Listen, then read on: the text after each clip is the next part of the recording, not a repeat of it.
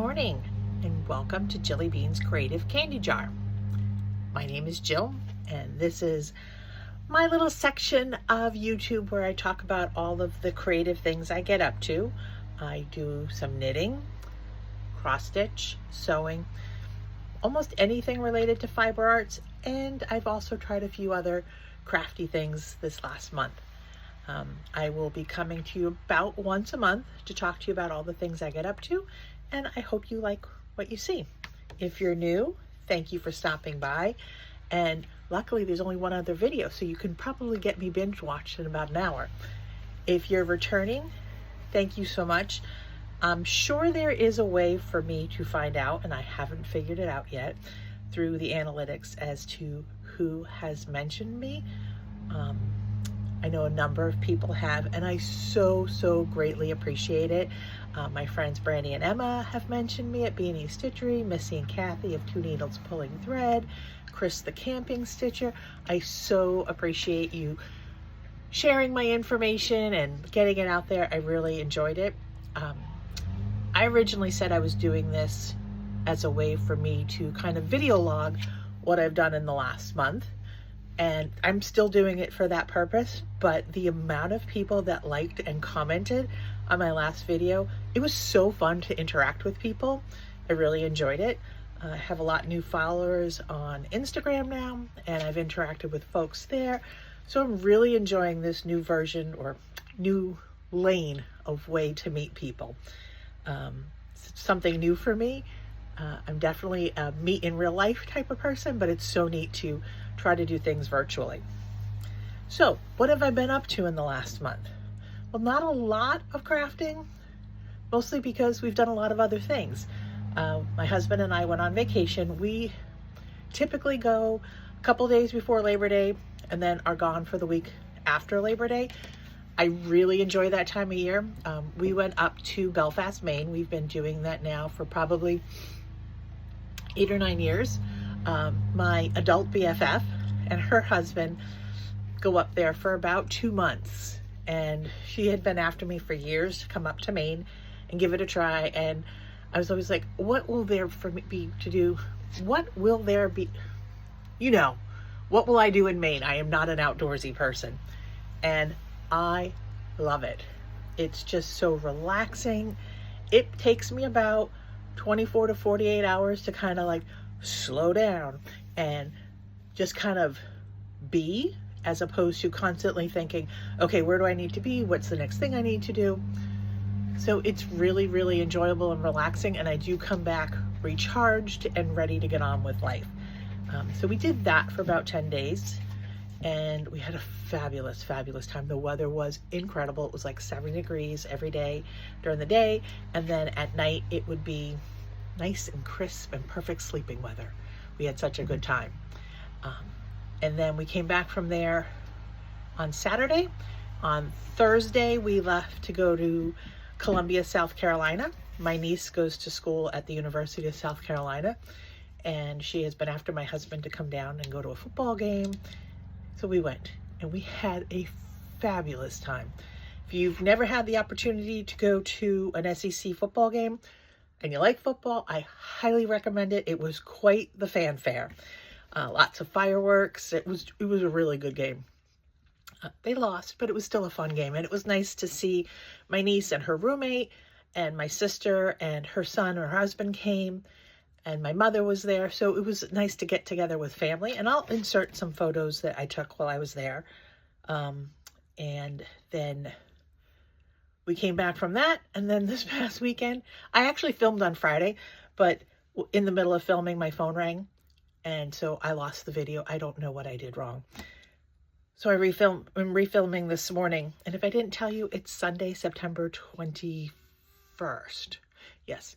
So yesterday, my husband's like, well, what do you think? Friday, and he's like, what do you think? And I'm like, sure, if you want to go, we'll go.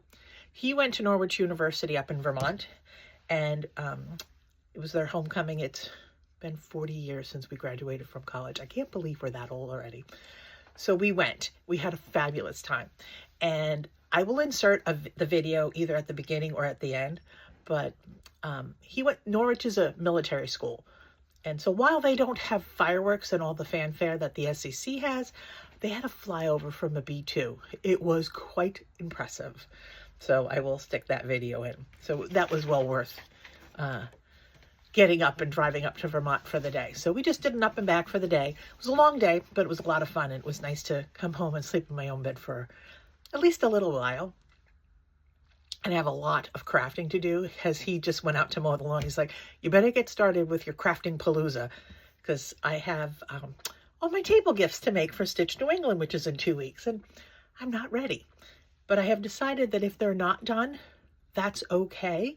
I'll just bring envelopes and everybody can self-address an envelope and I'll pop them in the mail to folks afterwards. So we can get started and I'll show you some of the things I've done. But before I do that, I forgot to tell you, while I was on vacation, so my friend Ann and I, we get up to lots of silly things. But her and my husband went fishing one day and I went up to the Crafty Grimalkin, so I did some shopping. And then that night I had signed us up for a pottery class. So it was a happy hour pottery class. You went, had a glass of wine, a little nosh, and we threw pots. And we had such a good time. She was like, I really want to add this to our things that we do. So I have committed to doing one more session with her, like a full session of lessons. But it's kind of messy. So I don't know if it's the craft for me, but I had a great time. She did such a good job. So the teacher we had was fabulous. We went in Belfast. There is a pottery studio, which they have lessons and everything. Neither one of us were there long enough to take lessons, but we went for the Friday night social hour thing, and you threw 3 pots. You got to pick which one you liked the best, and you were able to keep that one. And the teacher, she was so good, very relaxed, really embraced people being, just being with the clay and letting the clay work for you. And she'll fire them. We picked a glaze. We had a couple of glazes to choose from. She'll glaze them and then fire them again. And then you come back and pick them up in a couple of weeks. So Anne is, I didn't tell you, my adult BFF is Anne. She's still up there and she'll be there till the end of September. And if they're not ready by the time she's ready to come home, I might tap into my friend Brandy and ask her to swing by and pick them up. So while we were there, we got to see Brandy and Emma, which was so much fun. And Brandy's other daughter came to dinner. So we had a nice dinner with them. That was a lot of fun. So let's talk about some crafting.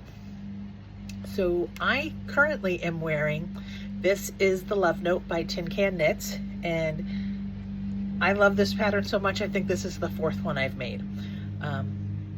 It's a really easy, I don't want to say it's easy, because I think anything you do in life can be easy if you've done it enough times, and when you've done it 4 times, it becomes easy. It's a nice big gauge sweater. It's got some lace work in it to keep you enthused, and then once you get to the body, it's just knit, knit, knit. I call it potato chip knitting. It's something I do a lot. So when I was getting my paralegal a few years back, as I was reading all of these documents, I found I was like, okay, my mind was racing about all the other things I could be doing, and I said, I'm going to try knitting while I read, and I did. And I can read and knit if I'm doing a very simple pattern. Just the body of a sweater, a hat. So what I do for work requires me to read a lot of legal documents. So I keep in my bottom desk drawer some potato chip knitting. So when I have to pull out a legal document to read, I will pull that out. And it kind of just quiets that other side of my brain that is thinking, oh, you need to do this, that, and the other thing. And lets me focus on the documents that I'm reading. So I do a lot of reading while I knit. So I do that, I enjoy that. So that is the Love Note. And this one I knit in with a DK weight yarn and a strand of sparkle, so it will kind of glisten in the sun. I love some sparkle. So I did finish a sweater. Last time we talked, I had a sweater behind me on my dress form, and that was this Apela by Caitlin Hunter. Oh, did I tell you? This is Tin Can Knits. They're very size inclusive. This particular pattern, the Love Note, goes from baby all the way up to adult, full-size adult. So if you are looking for like a mom and me sweater, great sweater. This is my Sapila. This is by Caitlin Hunter. So last time we talked, I talked about the fact that I did not like, when I finished it, the ribbing. So the ribbing is something like this. It's usually a 2x2 or 1x1 knit purl type of ribbing. So I decided I wanted to do a hem on my sweater. So there we go. It just gives a little bit more of a tailored look, in my opinion. And it was a very drapey yarn, so I wanted it to kind of hang nicely off my body. And being a woman of a certain size and age, I like things to hang nicely. So I did a folded hem. So to do that, a lot of people will knit a ridge of purl here so they know where to fold. I personally don't like that look. So what I do is I throw a line of embroidery floss. You could use another scalloped piece of yarn. You could use dental floss. Anything that will just show you that's the row that I want to fold on. And then I go down a needle size so that I can knit this just a little bit smaller, and it helps to cut out a little bit of the bulk. I was really tight on the green yarn, so I switched back to the white.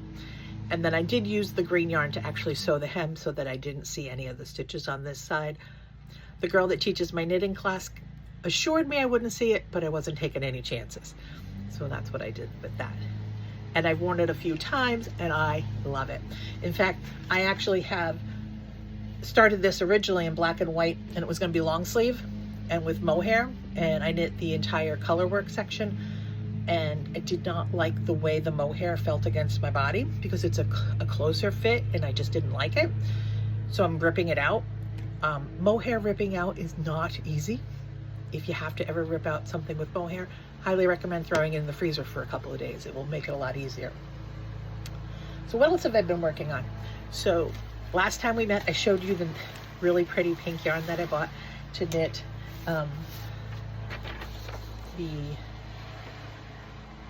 what is this? The Ellen's Playset by Petite Knits for a friend of my son's who just had a little girl. So I made some progress on that. It's coming along. I love it, love it, love it. So I have about another inch or so to knit on the body, and this one will be ready for sleeves and buttons. So I started this on vacation. I knit all the way down to here on the body to split for the sleeves, and I was like, it's the eyelets aren't lining up. What am I doing wrong? I was really getting upset, and I was like, it must just be, you know, I'm reading the pattern, it says what it says. And then as I'm getting ready to split for the sleeves, I looked at it and went, oh my god, it's a 6-stitch pattern. It's a 3-3, which is 3 rows of plain knitting, 3 stitches of plain knitting, 3 stitches of the eyelet, and I was knitting it as a 4-2 pattern. I should know better, but it is what it is. So I ripped it all out and started over again. The other thing I started is a sock for myself for Christmas. It's so cute. Oh, you can barely see it with all the matching here with my mixed colors here. So let's try a piece of paper behind it. So that is my Christmas sock. And I tend to start them early because I have a basket of 1 socks. In fact, I'm actually thinking of doing a Whipco board next year, and on there putting things like grab a sock from the bin, because I have a lot of first socks. I have second sock syndrome really bad. And you see I put little markers here. I put a marker every 10 rows so that it helps me with my counting. This way my socks are both the same size. I do that also with sleeves. If I'm going to knit sleeves, I put a marker every 10 rows so that the sleeves come out the same length. I don't have to keep trying them on. So that's my Christmas sock. Oh, that yarn was, I just purchased that too. So I have another skein from that dyer. She's an indie dyer that's local to me. She's in Rhode Island. Potions and Poisons, I think it was called. I think so, but we'll find out later. And I cast on another sweater for me. So I cast on the Sea Haven. And who is this one by? This is from JST Knitwear Design. I knit this already once in a green colorway, and I decided that I wanted it in a nice winter white, so I cast that on too. So the orange is a provisional cast on. I tend to cast on, I like to do a top-down sweater, because a top-down sweater I can try on as I go, and I can adjust as needed. So a provisional cast on is where you have live stitches at the end, and then you can knit the collar. So because I'm busty and I have to kind of rewrite most of my patterns so that I have the majority of my stitches for the size that I'm knitting in the front, I tend to cast on 2 sizes smaller for the neckline, because if I cast on the right number of stitches, it's way too loose here. So I have to kind of adjust it at the end. And so I've found that a provisional cast on really works well for me. So those are the projects that I've been working on knitting wise. I have purchased quite a bit of yarn. In fact, while I was on vacation, I did go to a couple of yarn stores. So I'll show you that in haul. So let's move on to some stitching. So first I want to show you a couple of things that I finished. So this is the first thing I finished when I first came. Oh my goodness. I really should not have worn this sweater when I came back to stitching. And this is an Erica Michaels berry. I took a class down at Stitch New England on how to finish it. So you had to do the pre-stitching, and then I went and learned how to finish it. And I was hooked. I definitely will make more berries, although that's the only berry I've made, but I just like the construction. I love a biscornu. I don't know why. I just find them so satisfying to put together. When I went to Stitch New England the first year, I did a biscornu as my smalls exchange, and I've done a couple others. I just really enjoy them. So, excuse me. And I did from this book, Something Wicked by Sue Hillis. I did this little, oh my goodness. Not wearing this sweater ever again. This little coffin. And what's inside? He's so cute. So hope you can see that. So that little skeleton is stitched on 36 count cappuccino, and he fits perfectly in the little box. And in the book, Sue Hillis does tell you where you can source them, and they came from Factory Direct Crafts online. So I ordered 2 of them. And what I did to finish them, to give it this kind of leathery, in my opinion, leathery look, I took masking tape and ripped them into small little pieces and taped them on the box, and then just buffed it with some brown and black ink. So coated it with a coat of Mod Podge just to seal it all. And so I have some things to put out. So I'm so excited to have a couple of finishes. I have a couple other Halloween things, but as I put them out, I'll show those to you. Stitching wise, I only worked on 1 whip, but I had 3 new starts. So I did work on my Sunday stitch, which is One Nation. And I'm stitching this with my friend Brandy, and we started it on Flag Day. And I did just down here in this little field here, put a couple of the white stars in, and expanded the blue just a little bit because I wasn't home on a lot of Sundays this month. So we'll continue to work on that and make some progress, but that's where I got with that. And then a little confused, there's so much stuff in front of me here. I did have a new start on vacation, and on vacation I decided I wanted to do something that was a little bit of a larger gauge so that I could see it with, even though I brought my light, the place we stay is right on the water. It's a little cabin type of thing, and which is as close as you're ever going to get me to camping. Always have to have indoor plumbing. Don't ever ask me to go anywhere if there's no indoor plumbing. So the lighting's not great. Even though I brought my own light, it was just easier to stitch outside in the daylight. So every morning my husband would go off on his kayaking adventure. One morning I'm sitting there and he's coming back up, and he was probably 10-15 yards away from me, and I could smell him. I was like, oh my God, you fell in, didn't you? And he's like, well, yeah. And a couple of people are like, you let him go out kayaking by himself? Well, first of all, he's a grown man. He can do whatever he wants.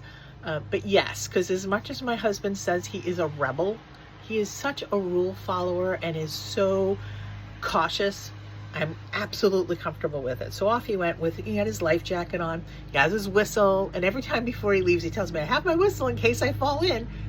In the 5 years he's been doing this, this is the first time he ever fell in. And he has a little beacon so that if he goes in, he has a little beacon that goes off. So he goes in. He was out pretty far, apparently. He showed me where he was, and he went in and he was swimming to shore, and he was like, and the water was cold. It was only about 60 degrees. And he was working his way in with the kayak, and he was just like, ugh, this is going to take forever. And a lobster boat was going by.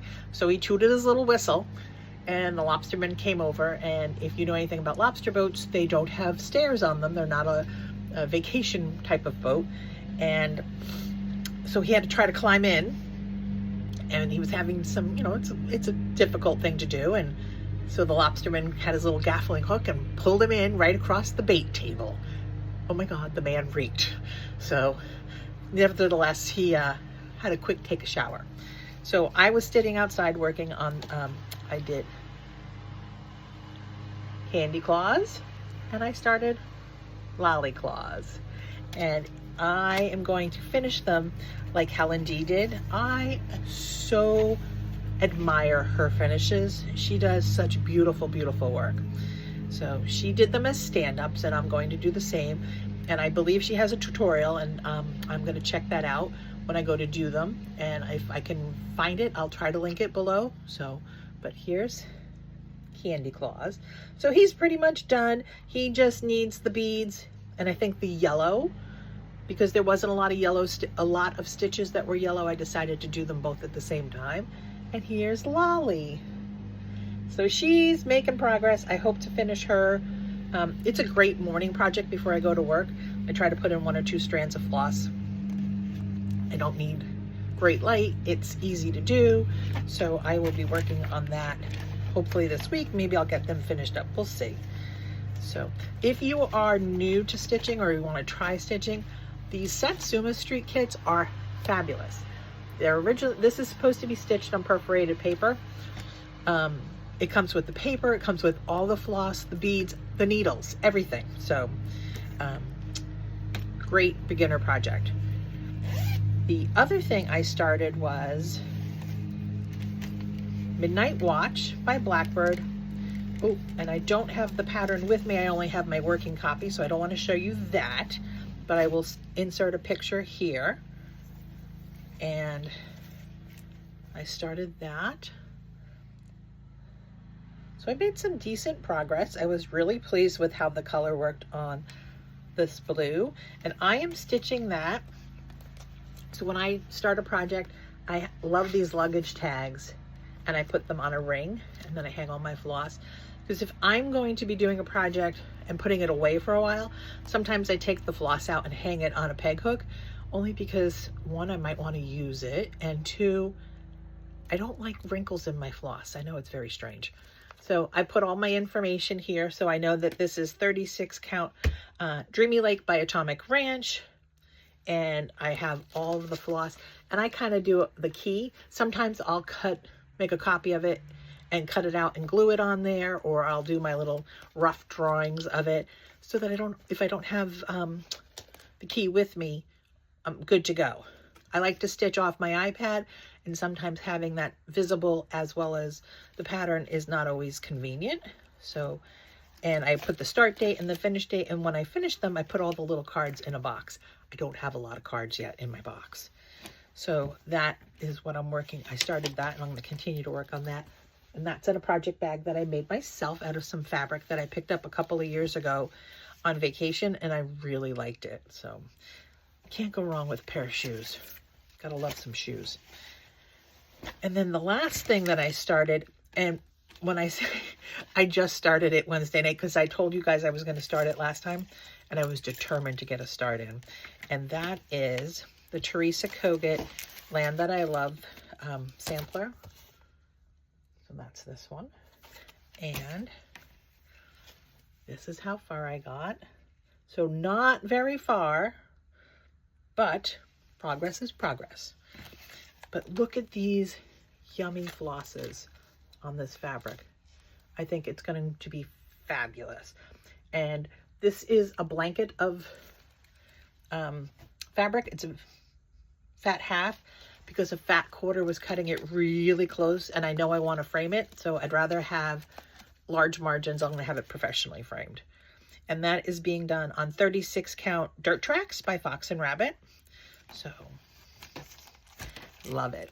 And maybe I'll work on that a little bit this afternoon. So that's what I've been stitching. Sewing, not a whole lot. I'm working on my projects for my table mate gifts for Stitch New England, which is what I'm supposed to be working on right now. Hold on a second. So I don't want to show you what I'm actually making. I'll show you that in the next video because I'm liking it so much I'm making myself one. But this is my color palette. So note to self, don't ever wear a variegated sweater again. So I'm working on that. So hopefully I will get them done. And like I said, if I don't, I'm not worried about it. I'm going to just bring envelopes and they can all address them and we'll call it good and I'll mail them to them. They'll get some Stitchy kindness in the mail. So what's left? Haul. Like I told you last time, I'm very good at shopping and I did not disappoint in that department. So hold on, let's grab that. So my basket is overflowing. So while I was on vacation, I told you I went up to the Crafty Grimalkin, and first time I was in her shop, lovely shop. She has an incredible amount of floss. If you're local and can get up there, it's so worth it just to see the wall of floss. So I kitted up two things while I was there. One will be one of my starts at Stitch New England, and then I wanted another project that she didn't have, so I told her to kit it up for me and let me know and ship it to me, and she did, and that will be another one of my starts at Stitch New England.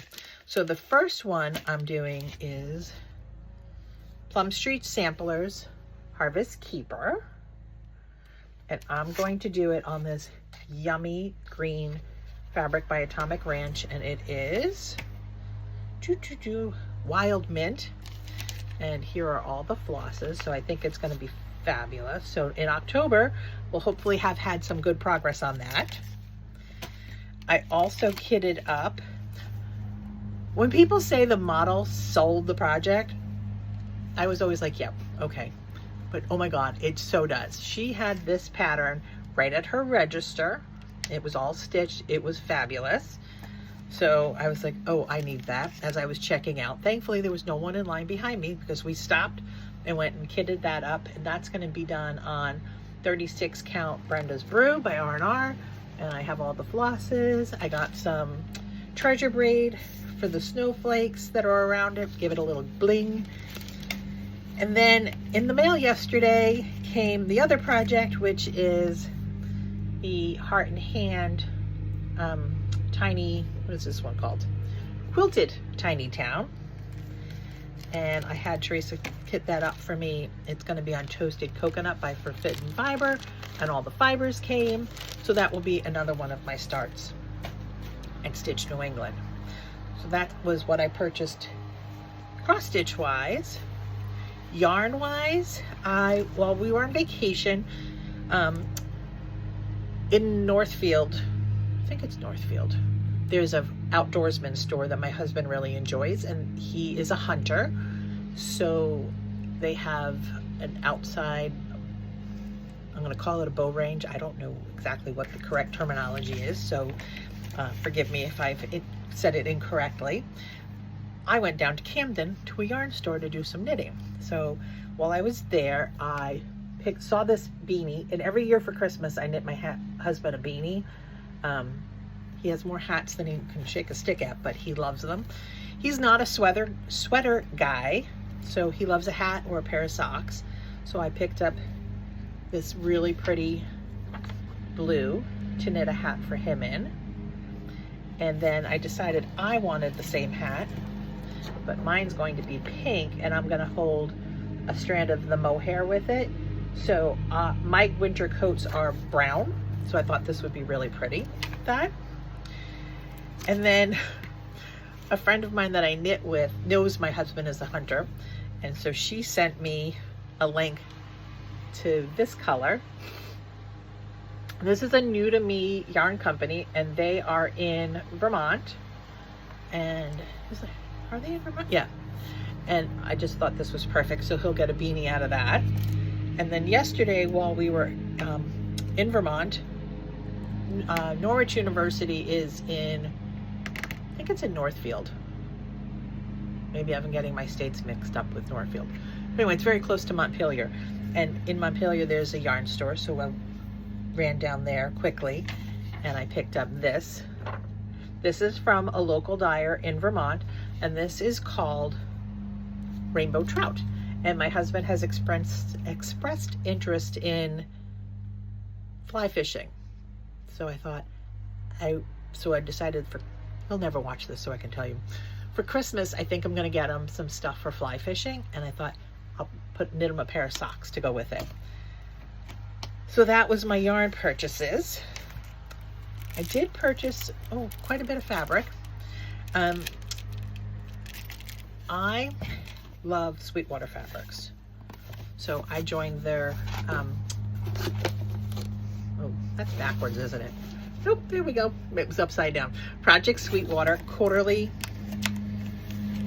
I'm gonna call it a kit. I don't know. So it comes in the mail, and I love getting mail. It's so nice to get something that's not a bill. And it comes with a really cute little project book, and it's this particular quilt on the back that I think I'm gonna make. And they send you, I don't want to call it a jelly roll because it's probably about 4 inches. Nope, 5 inches. So they send you a roll of the fabric and a charm pack. So that's gonna add, I'll probably be going over to see my friend Stephanie, the New England Stitcher, over at the quilt shop. I was planning on going yesterday, but we went to Vermont instead. So maybe next weekend and pick up some fabric to go with that. I also, I really like the bands that go on the little pillows that Hands On Design and Summer House Stitchwork do, and she showed her palette of Halloween fabrics, and I thought they were fabulous. So this one on the front, the white, let me see if I can, Stephanie always lays out the fabric so pretty when you purchase them. The black was really the one I really, really loved, but there's some pretty teals in there. So I thought I'd do some little Halloween pillows and maybe stitch those bands. I definitely want to stitch them for Christmas, so I do need to make the pillows pretty soon. And then when we were in Maine, in Belfast, there's a little store called Fiddleheads. They have all kinds of interesting things in there craft-wise. So I picked up some wool felt because I want to make some pumpkins. And I picked up this pattern from Noodleheads. I've made Noodlehead bags before and I really like them. And this one's called the Maker's Tote.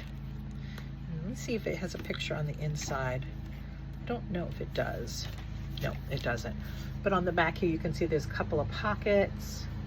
So I thought I would give that a try. And as I was walking, looking for some fabrics to use for it, I saw this really adorable hedgehog fabric. And so I picked up a couple of things that, I don't know why, I just thought it was really cute. I don't know if I'm necessarily a hedgehog person, but it was adorable. So I picked up some fabrics to coordinate with it. And maybe, just maybe, Columbus Day weekend, I could see some sewing getting done. So, love a good long weekend to get some projects done.